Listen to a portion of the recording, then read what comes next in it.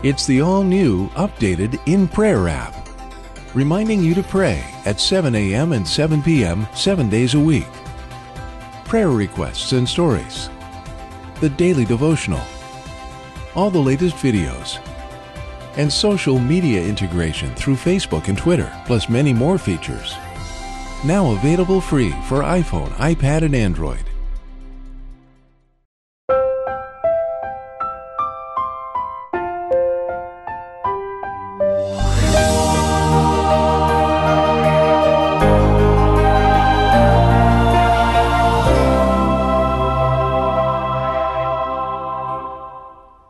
Maligayang araw po sa inyo lahat, mga minamahal po namin mga kaibigan. Tayo po ay nasa buwan na ng Disyembre ngayon at alam po natin ito ay panahon ng Kapaskuhan. Kaya nararamdaman na po natin ngayon ang masarap na panahon at lalo tayo nagiging malapit sa ating Panginoon. Muli po akong inyong lingkod, Pastor Ben Casimiro, at sa ating pong gagawing pagtalakay ng salita ng Panginoon, makakasama natin muli si Pastor Tornalejo. Welcome, Pastor, sa ating programa. Maraming salamat, Pastor Ben, at magandang araw din sa iyo. Sa amin lahat na mga minamahal na mga kapatiran, maraming salamat sa inyong patuloy na pagsubaybay dito sa ating programa, Oras ng Pag-aaral. Tayo po'y dadako na sa ating ika-11 leksyon. At ang pamagat po ng ating pag-aaral, paghahanda para sa pag-aani. Sa pamamagitan ng talakayan natin ito, makita po natin kung paano tayo po lahat ay naghahanda at kung paano natin paghahandaan ang pagdating ng ating Panginoong Hesus. Pero bago tayo magpatuloy diyan, tayo muna po'y dumako sa ating panalangin at papangunahan tayo muli ni Pastor Tornalejo. Tayo po lahat ay manalangin. Ama naming banal, makapangyarihan sa lahat, Ikaw ang aming tagapaglikha. Ikaw ang nagbigay sa lahat ng mga mabuting pagkakaloob sa amin. Narito kami muli, Panginoon, nagpapasalamat sa pag-ingat mo sa aming buhay sa isang linggo at narito kami ngayon nagpapatuloy sa aming pag-aaral. Aming hinihiling ang patnubay ng banal na Espiritu upang aming maunawaan ang aming pag-aaral at aming pag-aralan ngayon upang mapalago ang aming pananampalataya at lalo kaming mapalapit sa iyo. Panginoon, pagalingin mo po ang lahat na may mga karamdaman at bigyan mo po kami ng kapayapaan sa aming puso at isipan. Salamat, Panginoon, sa pagtugon sa aming mga kahilingan. Ito ay aming dinadalangin sa matamis na pangalan ng aming tagapagligtas na si Jesus. Amen. Pastor, ang ating pag-aaral sa leksyong ito ay may kinalaman sa paghahanda sa pag-aani. Kung ating papansinin, anumang bagay na mahalagang mga magaganap ay ginagawa natin ng paghahanda. Gaano kahalaga na paghandaan natin ang pagdating natin Panginoon Hesus at paano natin gagawin ang mga paghahanda na yon? Pastor Ben, isang malaking punto na ating bigyan pansin ang itong paghahanda. Ang makikita natin dito sa ating pag-aaral sa ating leksyon ngayong linggo na ang salitang Griego na parusya ay ginagamit ito tungkol sa pagbalik ng ating Panginoong Hesus at ito din ay ginagamit ni Santiago. Naglalarawan din ito ng pagdating na isang kilala at mahalagang tao na ang ginagawa ng karamihan ay naghahanda, inaayos ang lahat at tinitingnan na maganda ang kapaligiran upang ang pagdating na isang taong ito ay kalugod-lugod. At kung ginagawa natin mga kapatid, mga kaibigan, ang paghahanda sa pagdating na isang kilalang tao, mas mahalaga na tayo ay maging handa at dapat gawin natin ang lahat upang maging masaya itong pagdating natin Panginoon Hesus. Sapagkat itong bagay, mga kaibigan, Pastor Ben, ay mahalaga sapagkat kung hindi tayo handa sa pagdating ng ating Panginoon, ito ay nangahulugan ng kamatayan at kung tayo handa, ito ay nangahulugan ng buhay na walang hanggan. At sinabi mo nga na papaano natin maihanda ating sarili. Ito, Pastor Ben, pakibasa nga sa Santiago 5, Kapitulo 8, kung papaano tayo maging handa sa pagdating ng ating Panginoong Hesus. Okay, ganitong wika. Mangagtiis din naman kayo. Pagtibayin ninyo ang inyong mga puso sapagkat ang pagparito ng Panginoon ay malapit na.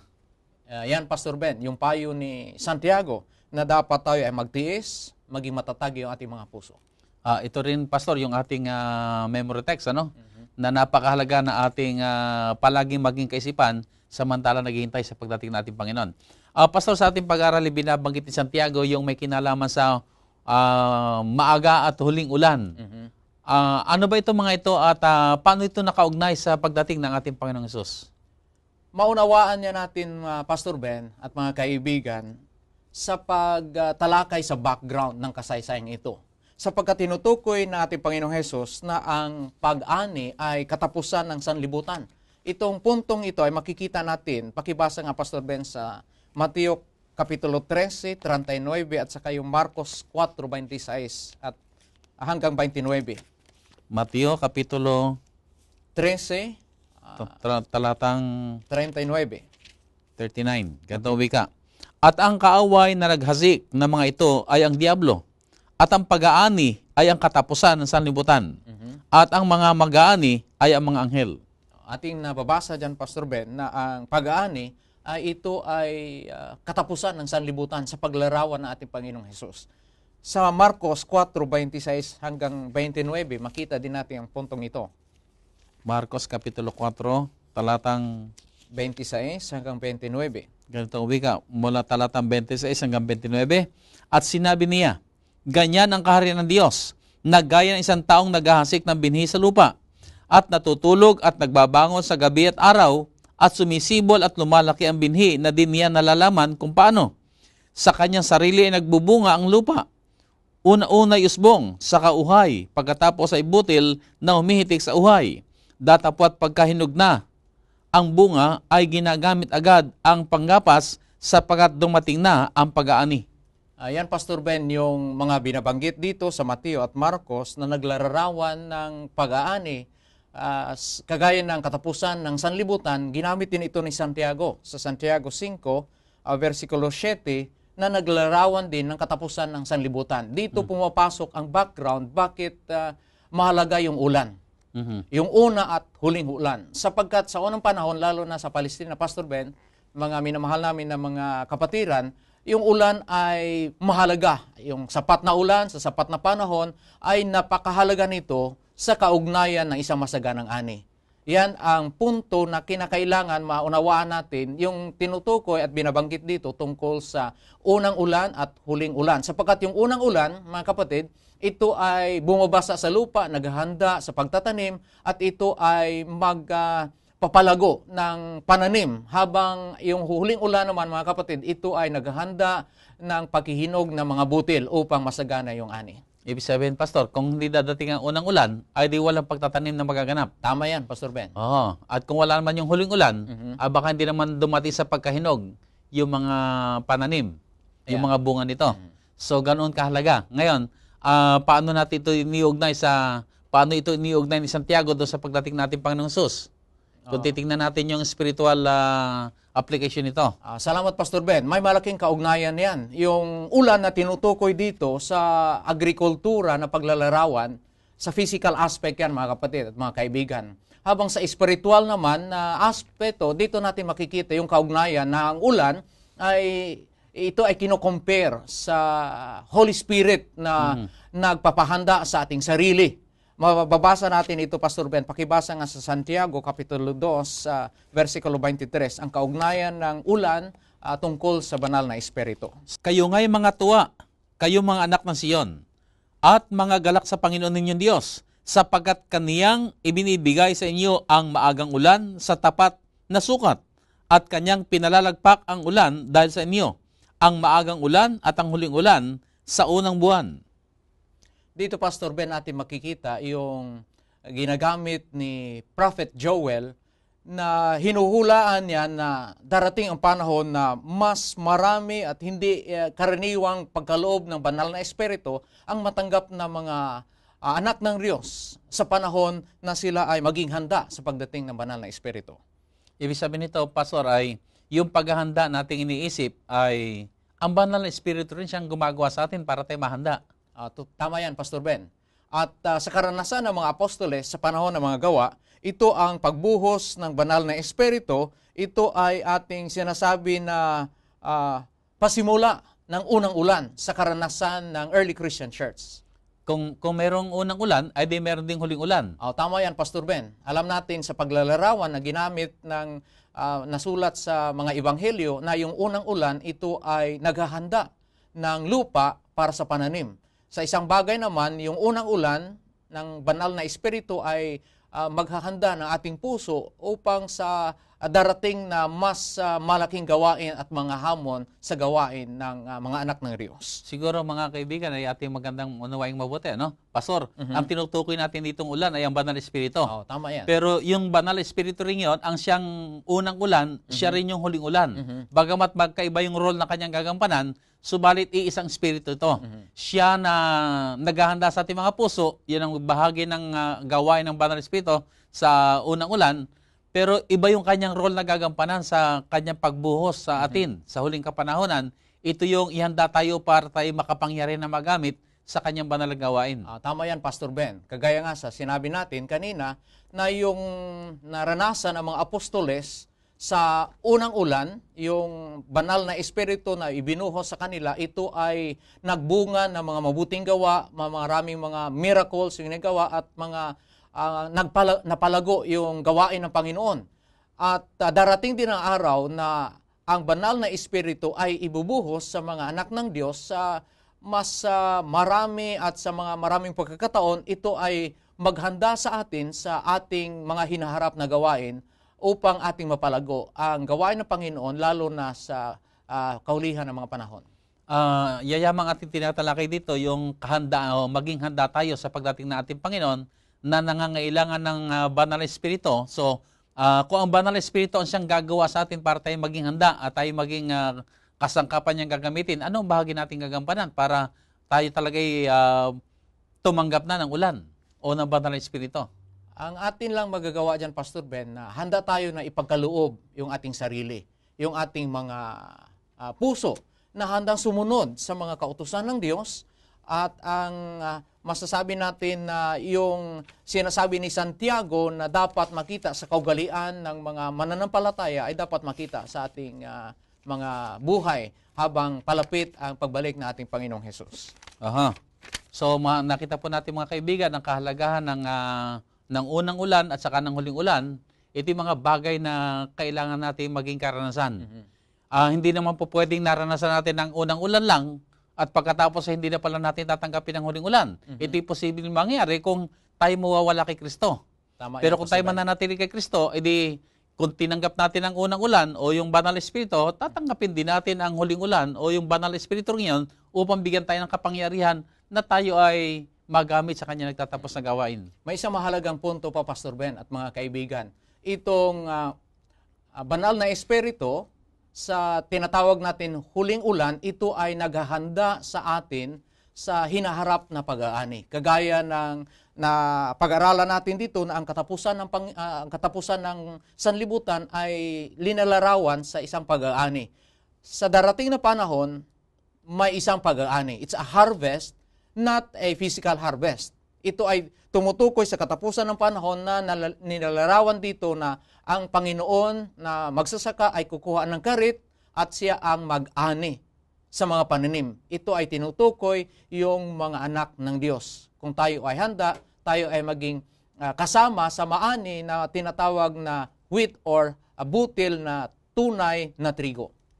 Ibig sabihin din, Pastor, ay kung titingnan natin yung gawain ng Banal Espiritu sa ating mga buhay, ang Banal Espiritu ang maghahanda sa akin sa pagsalubong sa Panginoon. At kalinsabay din ito yung aakayin ako sa maturity. Kasi nababanggit dito yung paglalarawan ng mga butil. No? Ay di yung mga butil na yun sa una, yan parang malagatas pa. Hindi pa siya nagmamature. Pero habang lumilipas ang panahon, naakay siya sa pagkahinog.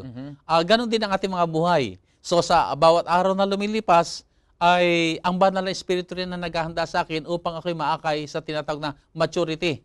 At kung maabot ko na yung maturity na yun, ay di sabihin natin ako'y nakahanda na sa pagsalubong sa ating Panginoon. Tama yan, Pastor Ben. At may isa pang punto sa ating leksyon na tinatalakay, yung pagkikilala sa tunay na butil at saka yung paninirang damo. Doon lamang sa panahon ng pag-aani, malaman kung sino yung tunay na mananampalataya at saka kung sino ang hindi totoo sa kanilang pananampalataya. Kagaya ng trigo, makilala natin yung tunay at saka yung panirang damo. Dito yung matino natin makikita, Pastor, yung mga mahalagang leksyon. Yung panirang damo at saka yung sabi mo, yung trigo, ay kitang-kita na talagang pagkakaiba kasi itong isa ay talagang mayaman sa kanyang bunga. At sige, isa pang kawikaan natin na nakikita ay yung mas maraming bungang uhay ay siya yung bumabagsak. Ibig sabihin naka-bend siya. Hindi siya yung parang nagmamataas na, kaya ang sabi kung sa atin pa ay yung nagmamataas ay pangkaraniwan, siya yung walang bunga. Pero yung mabunga, siya yung nananatili mapagpakumaba. Siya, sapagkat siya hitik sa bunga. So, siguro ang lesson natin makikita rito ay habang tayo yumayaman sa maraming mga bunga, ay tayo lalo naman naakay na maging mapagpakumaba. Tama. Ayan, At Pastor Ben. maakay din tayo sa tinatawag na maturity na hindi tayo nagmamataas o nagmamagaling, kundi kinikilala natin ang Diyos na siyang gumawa. At sa ating sarili, wala tayong magagawa. So ito rin ay hamon sa ating lahat mga kaibigan. Siyasatin natin ating mga sarili. Tayo po ba ay lumalago sa ating relasyon sa ating Panginoon? Patuloy ba tayo naakay sa tinatawag na maturity? Na tayo po ay sabihin nating lalo tayo nagiging malapit sa Panginoon at mabungang Kristiyano na nagdadala ng karangalan sa Kanya. So siyasatin po natin ating mga sarili at idalangin natin na sa kapangyarihan ng Banal Espiritu, maabot natin ang kalagayan ngayon upang kumakayon, masabi nga natin na tayo nga ay naghahanda o nakahanda na sa pagdating ng ating Panginoon. Pastor, sa pagpapatuloy na ating pag-aaral, binabanggit dito ni Santiago, ang pagparito ng Panginoon ay malapit na. Pero 2,000 taon na lumipas ay naghihintay pa rin tayo ngayon. Paano natin unawain ang pangakong ito ng ating Panginoong Hesus? Totoo yan, Pastor Ben. May marami na akong nadinig na nagsasabi na noong unang panahon, nasabi na yan na aming mga magulang at napipinto na yung pagdating ng ating Panginoon. Subalit hanggang ngayon, ang pangako na iyon ay hindi pa natupad. Subalit, Pastor Ben, mga kaibigan, kung ating pag-aaralan yung ginagamit ng Panginoong Hesus na sa kanyang pangangaral, makikita natin na yung pagdating ng Panginoon na tinutukoy dito ay may mga dalawang aspects. Isa rito ang tinatawag na presente o pangkasalukuyan na espiritual na karanasan ng mga mananampalataya. At pangalawa dito, yung ating tinatawag na glorious appearing of our Lord Jesus Christ. So makikita natin, Pastor Ben, mga kaibigan, na kahit na hindi pa natupad itong pangako sa tinatawag natin na maluwalhating pagbalik na ating Panginoong Hesus, magiging totoo ito sa ating karanasan. Hindi lamang sa kinabukasan, makikita natin ito sa pangkasalukuyan na nagaganap sa ating buhay. Ibig mo sabihin, Pastora, itong pagdating natin Panginoon Hesus, binanggit mo na may dalawa siyang reality, ano? Yung present reality o spiritual reality at saka yung glorious reality. Na nangangahulugan ka mo na yung present reality, dumating na siya sa ating buhay. Pero yung glorious reality, ito yung darating pa lamang ang ating Panginoon Hesus sa kanyang kaluwalhatian. Tama yan, Pastor Ben. Ang ibig kong sabihin na ang espiritual na katotohanan na dito na nanirahan ang ating Panginoong Hesus sa ating mga puso, mga kaibigan, na makikita yung kaibahan na ating pamumuhay sa pamumuhay na wala pa si Kristo. Makikita yung kaibahan ng ating kaugalian. Yung tinutukoy naman dito, mga kaibigan, na literal or glorious reality, ito ang panghinaharap natin na inihintay na maluwalhating pagbalik nating Panginoong Hesus. Yan ang ibig sabihin na tinatawag natin na spiritual reality at glorious reality. Ito ay totoo sa pamumuhay ng isang Kristiyano. Kung atin dagdagan ng paliwanag dito, makikita natin na yung mga apostoles, sila ang nag-aantay. Yung napipinto ng pagdating ng Panginoong Hesus. Subalit ang kanilang katanungan, papaano namin malaman at kailan ito mangyari? Ang sabi ng Panginoong Hesus na hindi mahalaga na kanilang malaman yung date or time, yung mahalaga na sila ay handa sa lahat na panahon. So nakita natin, Pastor, dito ngayon, hindi importante, hindi ganun kahalaga yung malaman natin ng petsa. Pero ang pinakamahalaga, handa na ba tayo? Tama yan. Kung kailan man yon, nakahanda na ba tayo? Yan. Kasi yung punto, sa panahon ng mga apostoles, ano kaya yung maging epekto sa kanilang paggawa at pangangaral pag malaman nila na darating ang Panginoong Hesus, mga 2,000 years pa ang kanilang antayin? Makikita ba natin yung pagkasigasig at pagkasigla sa kanilang paggawa, sa gawain Panginoon, kung kanilang malaman na matagal pa darating ang Panginoong Hesus. Sa ating buhay naman, hindi mahalaga sa nasabi mo, hindi talaga mahalaga kung kailan. Yung mahalaga ay tayo ay handa sa lahat ng panahon.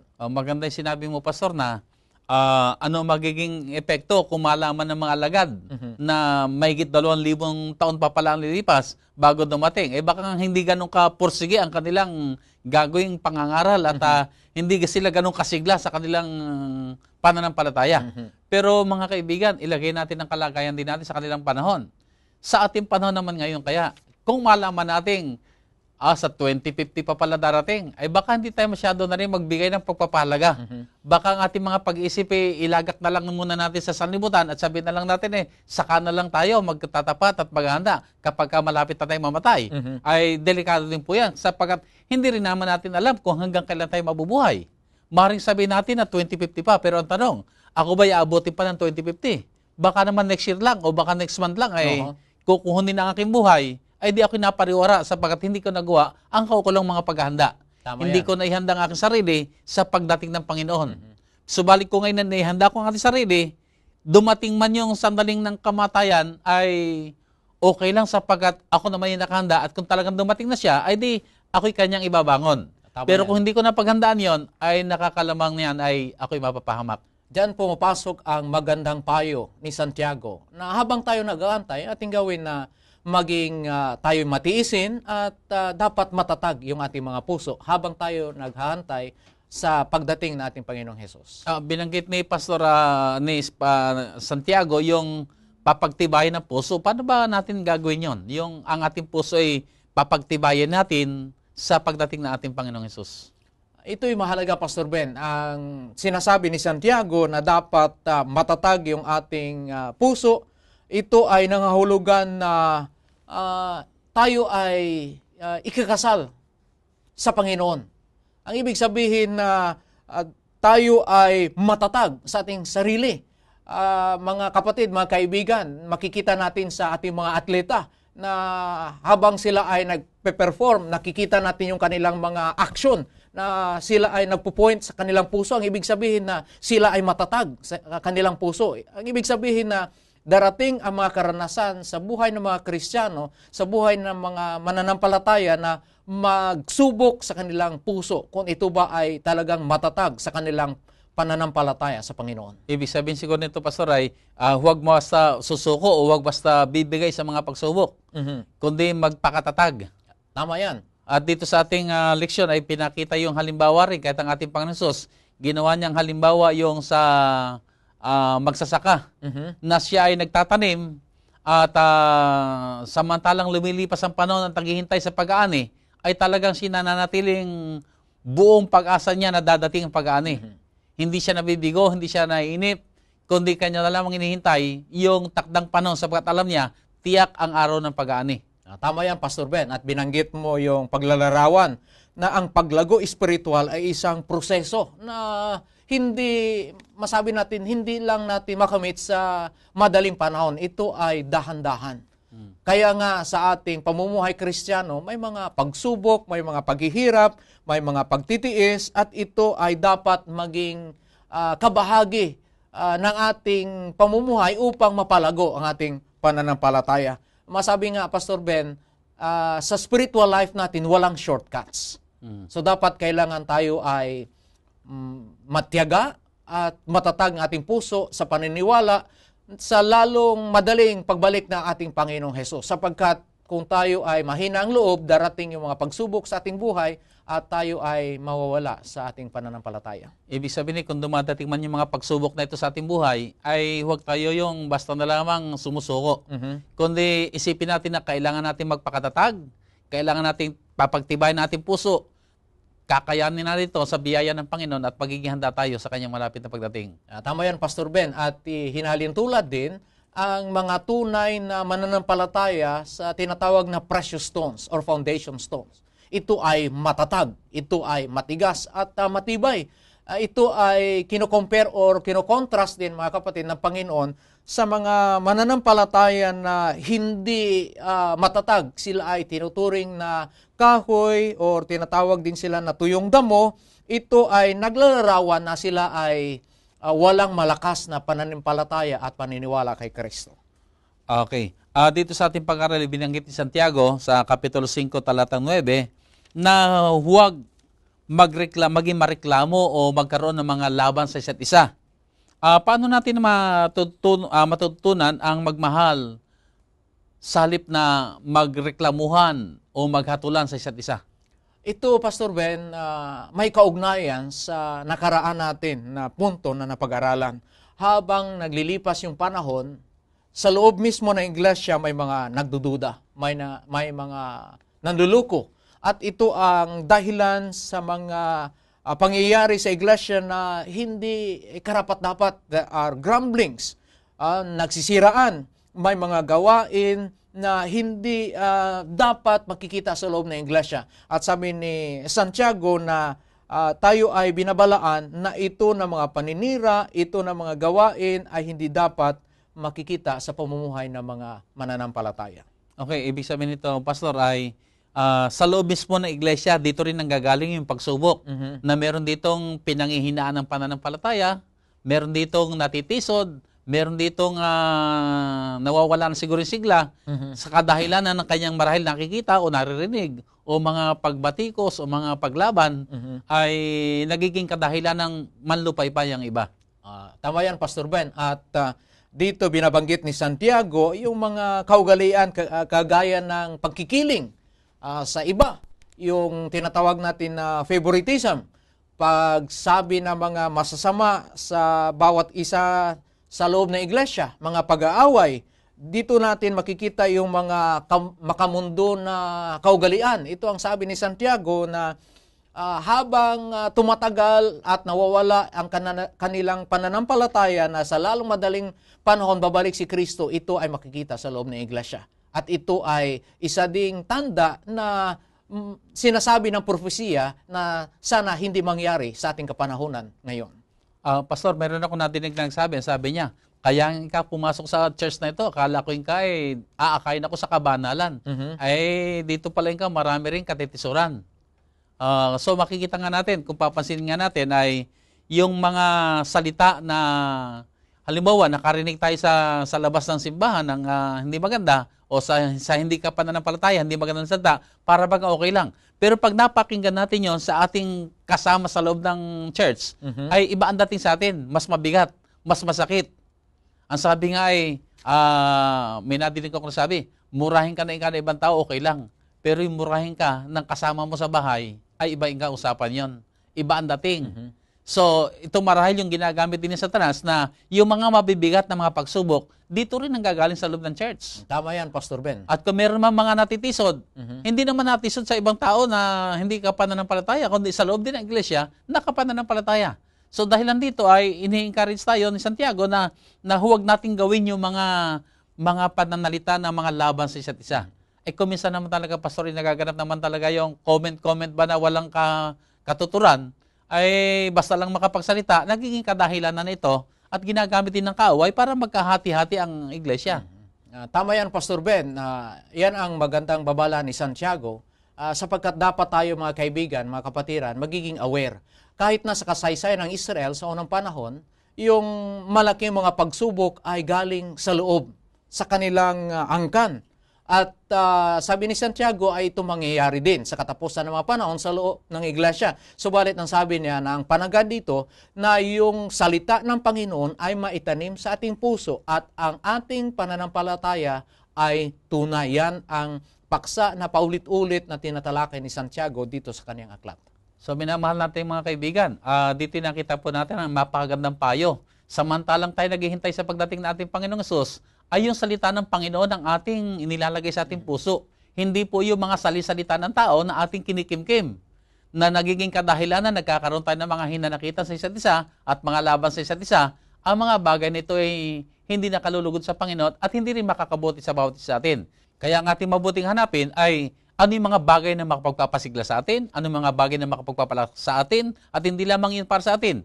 Samantalang ginagawa natin ito ay natutulungan din natin ibang tao na gayahin yung ating mga ginagawa. At may iwasan natin yung mga pagtatampuhan, pag-aalitan at mga unnecessary na mga salita na maaaring gumawa ng hidwaan sa isa't isa. Dagdag pa dito, Pastor Ben, sinasabi ni Santiago na dapat ang mga mananampalataya ay may pagtuon ng kanilang kaisipan sa makadiyos na kaalaman. At dagdag pa dito yung tinatawag natin na malinis na kamay, ang ibig sabihin gumagawa ng mabuti at dalisay na puso. Ano ang nasa loob na ating damdamin? Sa halip na magsabi ng mga masamang salita at magsisiraan, ang sabi at ang payo ni Apostol Santiago dito na tayo ay magpakita ng mga mabuting gawa, tayo ay dapat magbisita sa mga nangangailangan ng ating tulong at tayo ay magtanim ng kapayapaan, hindi magtanim ng kaguluhan. Ito makikita natin sa paulit-ulit sa punto ni Santiago, ang tinatawag natin, Pastor Ben, mga kaibigan, na sinasabi practical religion. Yung practical godliness. Ito ay ang inaasahan ni Santiago na makikita sa mga mananampalataya sa katapusan ng mga panahon, hindi yung mga pagsasabi ng masama at pagsira sa bawat isa. Tama yan, Pastor. At saka sana po mga kaibigan ay alalahanin po natin, tayo po lahat ay may mga kahinaan. Tayong lahat ay mayroong mga problema. Kaya napakahalaga na tayo mag-unawaan. Kung makita man natin ang hindi maganda o makarinig man tayo ng hindi magandang salita, ay pagsikapan nating unawain sila. At idalangin natin sa biyaya ng Panginoon, ay sa halip na tayo ay gumanti ng hindi magandang salita o hindi magandang pagkilos, ay bakit hindi bagkus sa biyaya ng Panginoon, unawain natin sila, tulungan natin sila, at ipanalangin natin sila. Sa ganito mga bagay, natutulungan natin ating mga sarili at natutulungan din natin ating kapwa na ganun din ang kanilang gawin, na tayo maging mabagal sa pagkagalit, maging mabagal sa mga salitang hindi maganda, at tayo maging mabilis sa pangunawa, sa pagmamahal, at sa pagpapahayag ng ating pagnanais, tayo maging handa talaga sa pagdating ng ating Panginoon. May isang punto pa, Pastor Ben, bago tayo maglipat sa isang leksyon na dito sinasabi ni Santiago na ang bawat isa sa atin ay may pananagutan sa Panginoon. Kaya hindi dapat tayo maghatol sa iba. Kasi yung ating mga paghahatol, tayo ay mananagot sa ating Panginoong Diyos na siya lamang ating dakilang hukom. Ang panawagan sa atin, ang ating puso ay dapat matatag. Ang salita ng Panginoon dapat maitanim sa ating mga puso. Ang ating pananampalataya ay tunay at ito ay dalisay at ito makikita natin na tayo ay maging handa sa pagbalik ng ating Panginoong Hesus. Okay, maraming salamat, Pastor. Sa pagpapatuloy na ating paksa ay sa Santiago Kapitulo 5, talatang 10 at 11, ay makita natin ang paghimok ni Santiago na tularan ang halimbawa ng mga paghihirap at pagtitiis ng mga propeta. Paano natin sasakabuhayan ng mga ito? Ito, Pastor Ben, mga kasaysayan ng bayani, ng mga bayani natin sa pananampalataya. Mas mabuti siguro, Pastor Ben, na mabasa natin yung Santiago 5:10 at saka 11. Ganito ang wika. Kunan ninyong halimbawa ang pagbabata at ng pagtitiis, mga kapatid, ang mga propeta na nagsipagsalita sa pangalan ng Panginoon. Narito, tinatawag nating mapapalad ang nangagtitiis. Inyong nabalitaan ang pagtitiis ni Job at inyong nakita ang pinapangyari ng Panginoon kung gaano ang lubos na pagkahabag at ang pagkamaawain ng Panginoon. Dito nakikita natin tinutukoy si Job. Hindi karaniwan yung pagtitiis na kanyang naranasan. Subalit, Pastor Ben, mga kaibigan, sabi ni Job, sa halip na magsisi, sa halip na kaniyang talikuran ang Panginoon, sabi niya, even though you slay me, yet I will put my trust in Him.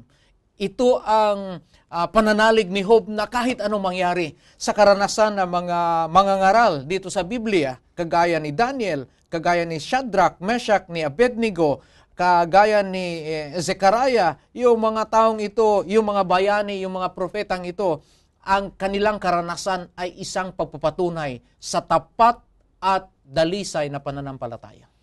Pastor, meron tayong palagi nadidinig ngayon na love in action. Pero dito sa ating paksa, meron din pinapakitang patience in action. Talagang kitang-kita yung pasensya natin.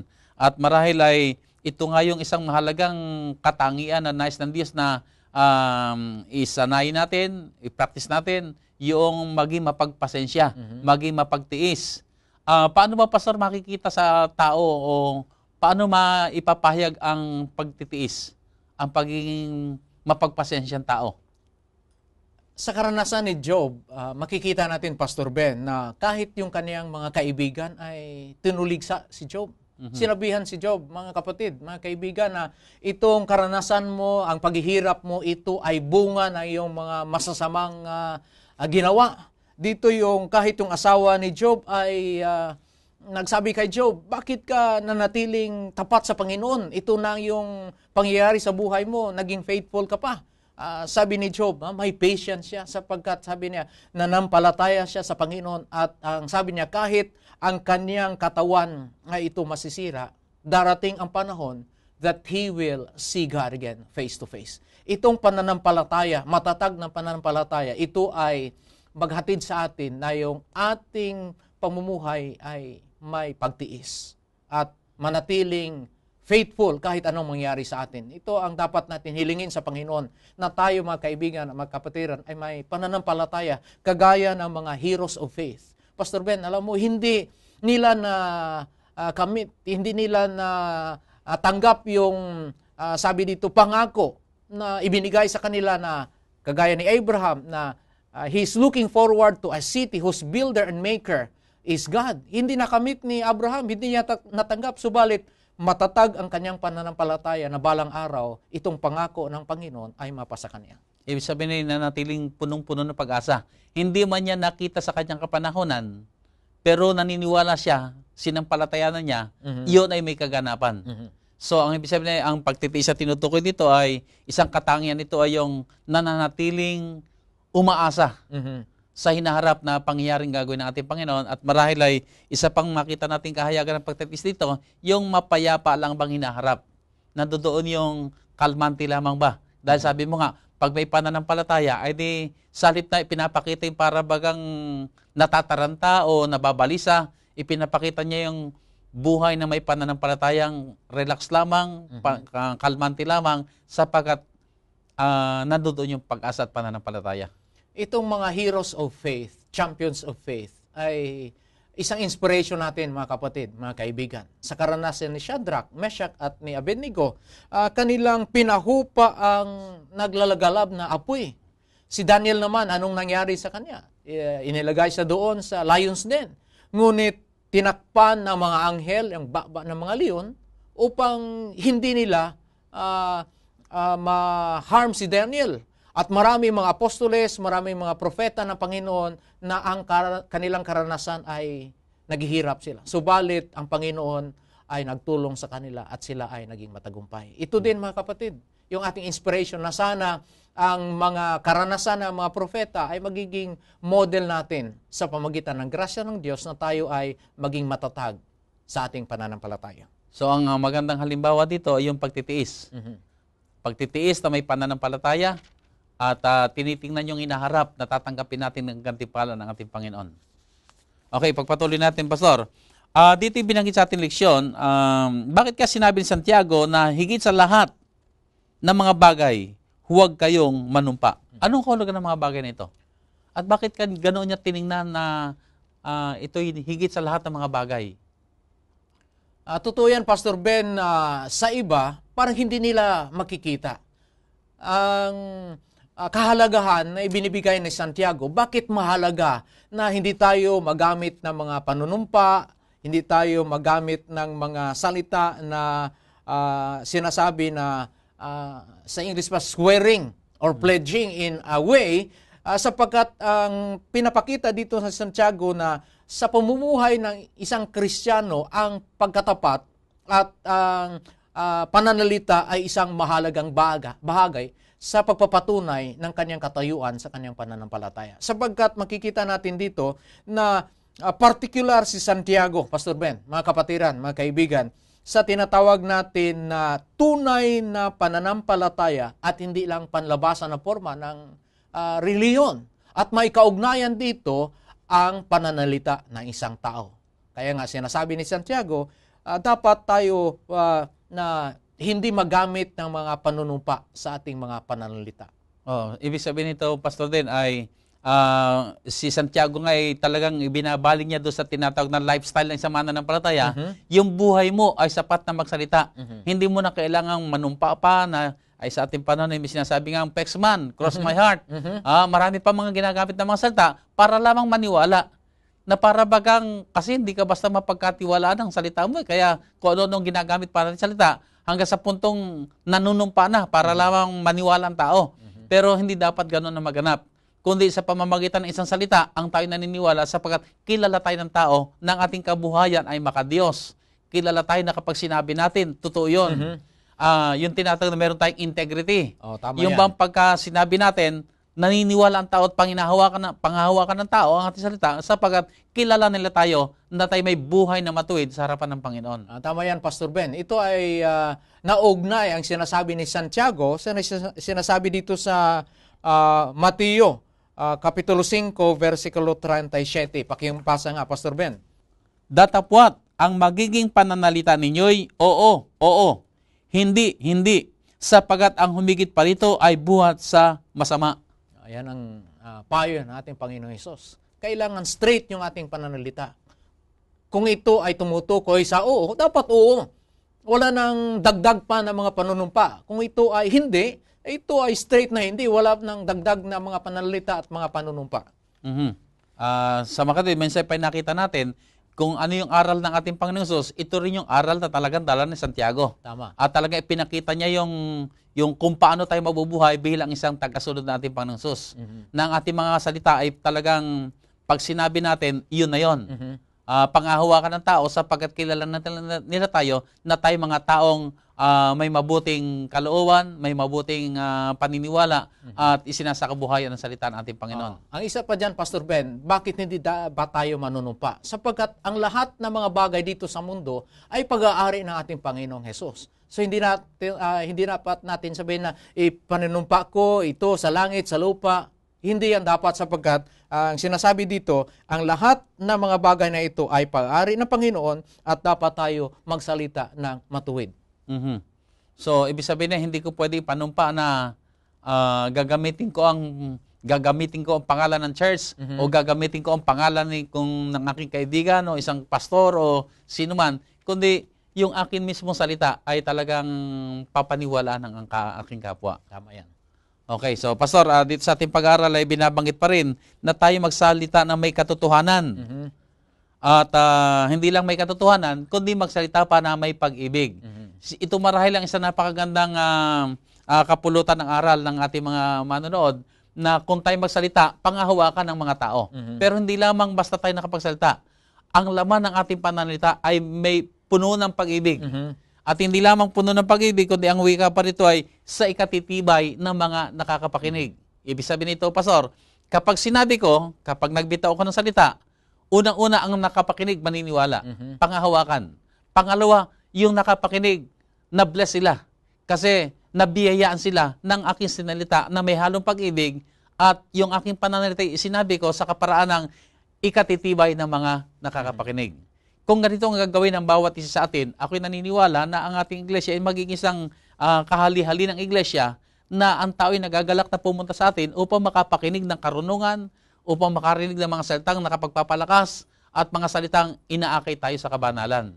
Kaya nga lamang, nakakalungkot nga lamang mga kaibigan, tayo naman po lahat ay nagkakamali, tayo lahat ay nagkakasala sa pamamagitan natin mga salita. Pero ito yung paalalang ibinibigay sa atin Santiago na isa kabuhayan po natin.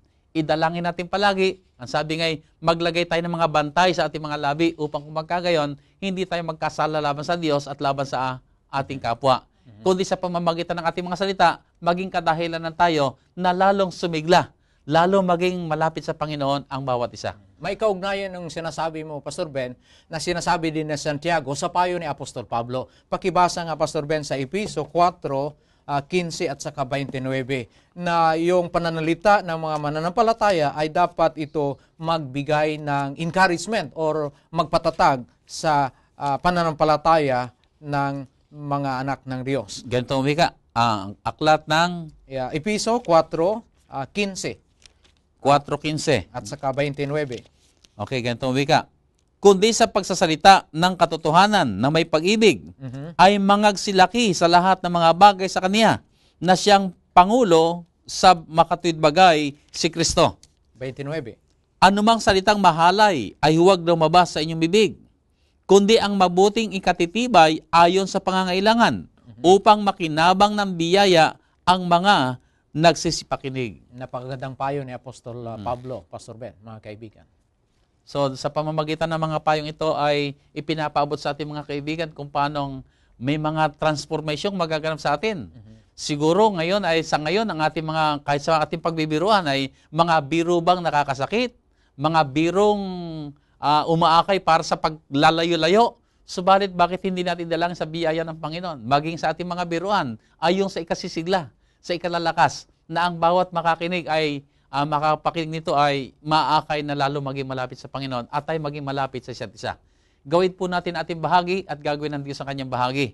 Ang tayong lahat ay maakay sa pagkakaisa dahil ito naman ang hangarin natin Diyos, ang tayo maakay sa pagkakaisa. Pero hindi ito magaganap nang wala ang ating pakikipagtulungan.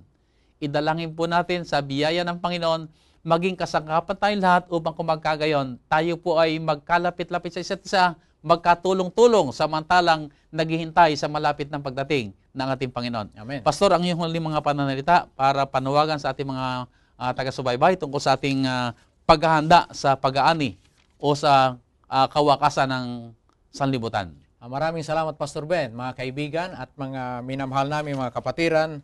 Ang panawagan ni Santiago po na tayo ay dapat maging handa sa darating na ani at ito ay sinasabi na ang katapusan ng sanlibutan.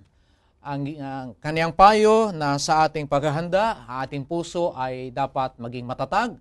Anumang pagsubok na darating sa ating buhay, sa ating pananampalataya, sana dapat tayo ay maging matiisin, matatag ng ating puso at mananampalataya sa Kanya kahit anumang mangyari. At sa isang bagay, dapat makikita sa buhay na isang mananampalataya yung mga kaugalian na may panalita na puno ng pagmamahal at makapagpatibay ng mga kapatiran sa loob ng iglesia. Maraming salamat, Pastor. Nabigay mo ng magandang pagbubod ang ating leksyon. At ang akin naman ding huli mga panalita ay samantalang tayo naghihintay sa pagdating na ating Panginoong Sus. Sana po tayo maging bahagi sa mga pagpapasigla sa mga kapatiran. Idalangin po natin tayo maging instrumento ng Panginoon upang kung pagkagayon, samantalang tayo naghihintay sa ating Panginoon, hindi lamang sarili natin ang ating inihanda, kundi ang maihanda rin natin ang ating kapwa sa pagsalubog din sa Kanya at tayong lahat ay magkasama-sama, walang sino man mawaglit, kundi tayong lahat magmamana ng buhay na walang hanggan at sa pagdating na ating Panginoon Sus, ibibigay sa atin ang karapatang tayong lahat ay makapasok sa langit na bayan. Amen. Muli po mga minamahal namin mga kaibigan, sana po sa pamamagitan ng programang ito ay naakay kayo na lalo maging malapit sa ating Panginoon at naakay tayong lahat na tayo po ay mamuhay na naghahanda sa Kanyang malapit ng pagdating. Tayo po'y dumako na sa ating panalangin. Dakila at banal naming Diyos na nasa langit, maraming salamat po. Kayo ay nangusap sa bawat isa sa amin sa pamamagitan ng pag-aaral na ito.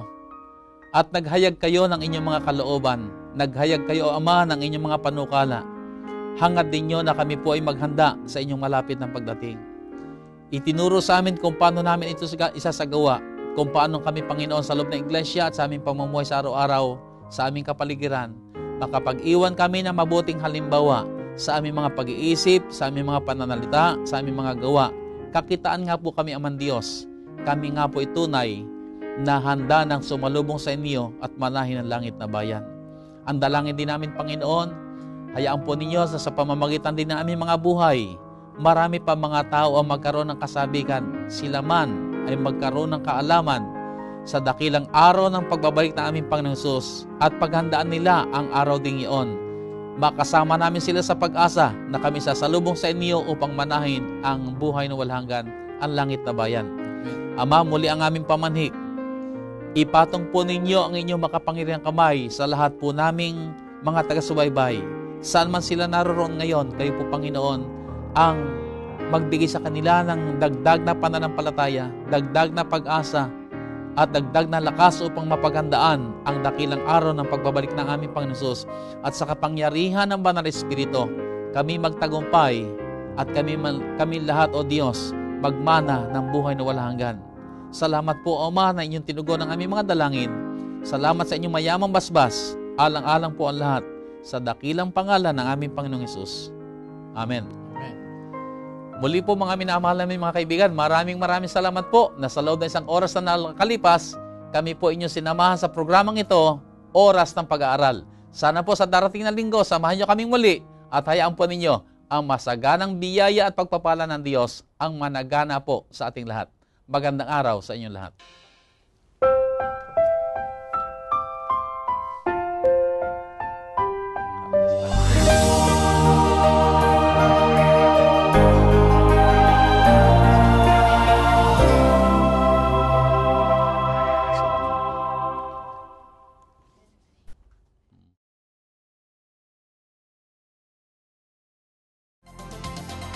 Presenting the best news in the world.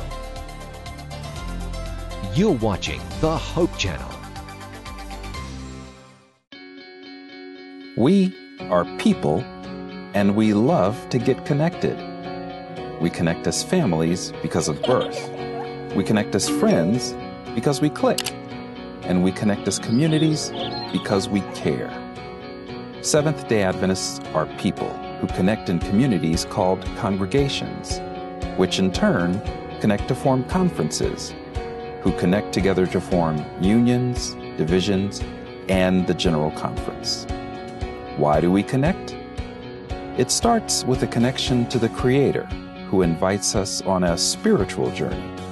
When we journey together, we can help each other along the way. This journey is a journey of a lifetime. And as we learn and grow, life becomes filled with meaning and purpose.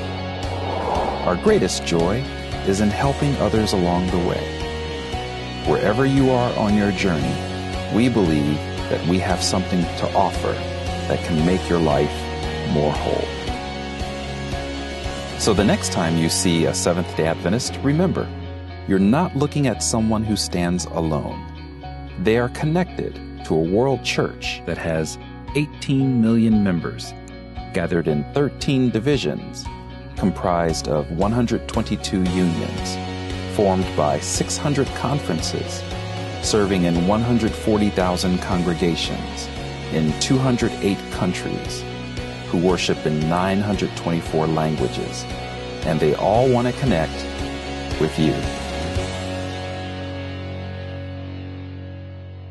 Every hour of every day, any family member can watch. Hope Channel is educational, inspirational, focusing on lifestyle and health, and offering programs to young and old alike that teach health, culture, positive values, and spirituality.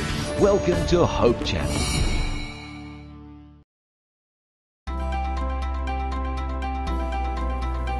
It's the all-new, updated In Prayer app, reminding you to pray at 7 a.m. and 7 p.m. 7 days a week. Prayer requests and stories, the daily devotional, all the latest videos, and social media integration through Facebook and Twitter, plus many more features. Now available free for iPhone, iPad, and Android.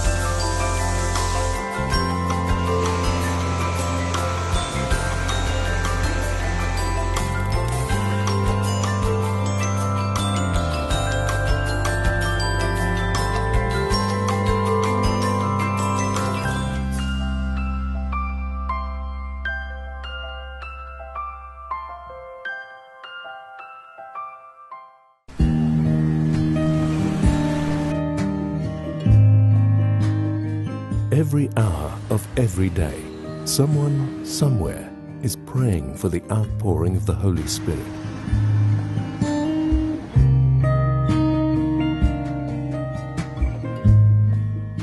"777", praying at 7 a.m. and 7 p.m., 7 days a week.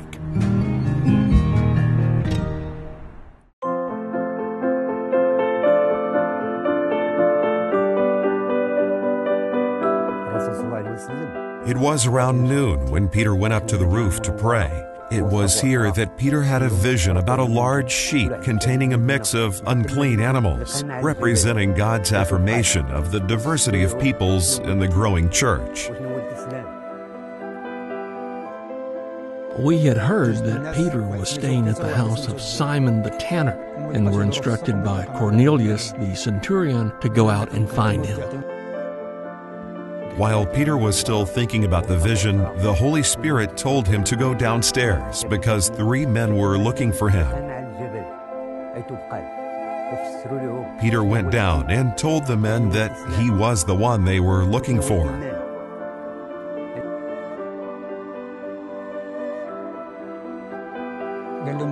We then told Peter that Cornelius the centurion had been told by an angel that Peter would come and see him at his house. So, unbeknown to Peter, Cornelius was already expecting his visit to Caesarea.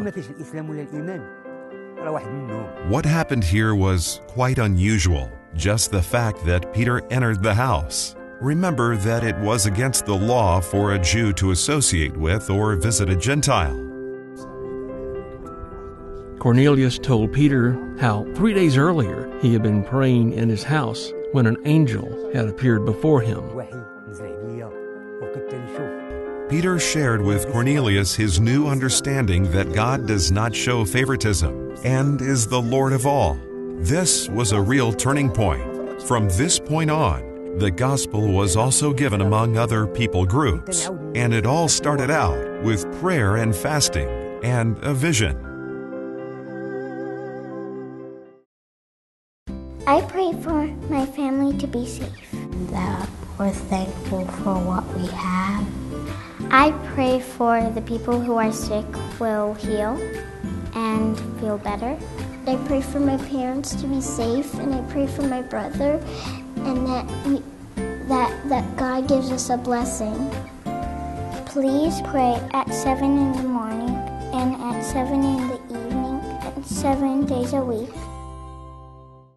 Every hour of every day, any family member can watch. Hope Channel is educational, inspirational, focusing on lifestyle and health, and offering programs to young and old alike that teach health, culture, positive values, and spirituality. Welcome to Hope Channel.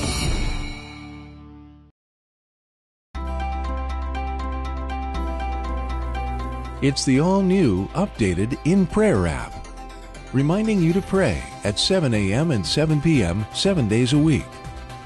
Prayer requests and stories, the daily devotional, all the latest videos, and social media integration through Facebook and Twitter, plus many more features.